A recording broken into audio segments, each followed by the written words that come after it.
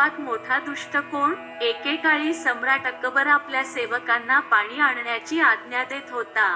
त्याच वेळी राजाच्या खोलीजवळून कचरा उचलणारा सफाई कामगार जात होता. अकबराला तहान लागली आहे, पण त्याच्या आजूबाजूला कोणीही नोकर नाही हे पाहून त्याने स्वतः बादशहासाठी पाणी घेतले. तो कचरा वेचणारा त्याच्या खोलीत पाणी घेऊन उभा असल्याचे पाहून अकबरला धक्काच बसला, पण त्याला खूप तहान लागली होती. अशा स्थितीत फारसा विचार न करता अकबराने पाणी प्यायले. त्याच वेळी अकबराचे काही खास कामगार त्यांच्या खोलीत पोहोचले. तेथील कचरा वेचणाऱ्याला पाहताच त्यांनी तातडीने खोली सोडण्यास सांगितले.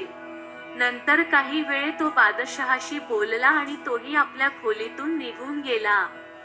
त्यामुळेच काही वेळानंतर बादशहा अकबराच्या पोटात खळखळ होऊ लागली. जसा दिवस मावळत गेला तसतशी त्यांची प्रकृती अधिकच खालावली होती. राजाची अशी अवस्था पाहून मोठ्या वैद्यांना बोलावण्यात आले, पण औषधोपचार करूनही प्रकृतीत सुधारणा होत नव्हती. म्हणूनच राजवैद्य यांनी राजाला एका ज्योतिषाला बोलवण्याची सूचना केली आणि म्हणाले, राजा, तुम्हाला एखाद्या दुःखी व्यक्तीच्या सावलीने पछाडलेले दिसते. राजवैद्य यांचे म्हणणे लक्षात घेऊन अकबराने ज्योतिषाला बोलावण्याचा आदेश दिला. त्यामुळेच अकबराच्या मनात कुठल्या तरी दुःखी व्यक्तीची सावली पडली आहे. मी फक्त कचरा सफाई कामगाराने आणलेले पाणी प्यायले, असा विचार करून त्यांनी त्या कचरा सफाई कामगाराला फाशीची शिक्षा सांगितली. राजाचा आदेश मिळताच सैनिकांनी त्या नोकराला तुरुंगात टाकले. काही वेळाने बिरबलाला बादशहाचा हा आदेश कळला. तो लगेच त्या कर्मचाऱ्याकडे गेला आणि म्हणाला, काळजी करू नकोस, मी तुला कुठल्या तरी युक्तीने वाचवीन. असे बोलून बिरबल ताबडतोब बादशाह अकबराकडे पोहोचला. बिरबलाने राजाला विचारले, तुम्हाला काय झाले आहे? तुम्ही आजारी कसे पडलात? उत्तरात अकबर म्हणाला, बिरबल, माझ्यावर एका दुःखी व्यक्तीची सावली पडली आणि मी आजारी पडलो. राजाचे उत्तर ऐकून बिरबल त्याच्या समोर हसायला लागला. हे पाहून अकबराला फार वाईट वाटले. तो म्हणाला, बिरबल, तू माझ्या आजाराची चेष्टा करतोस.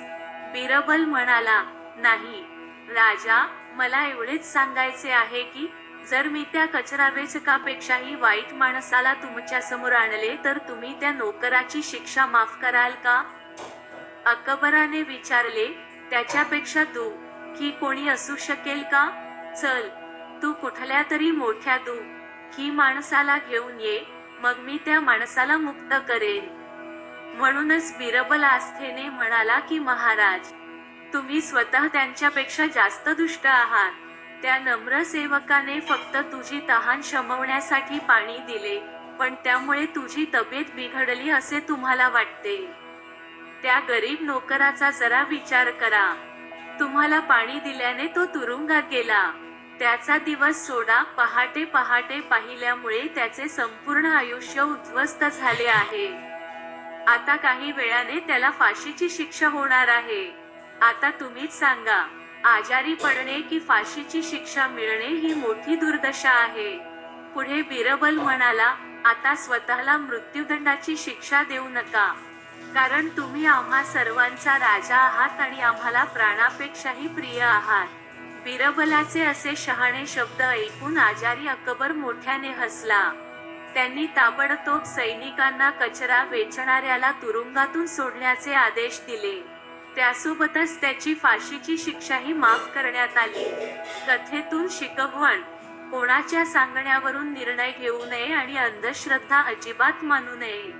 गोष्ट आवडल्यास लाईक, शेअर आणि सबस्क्राईब करा. धन्यवाद.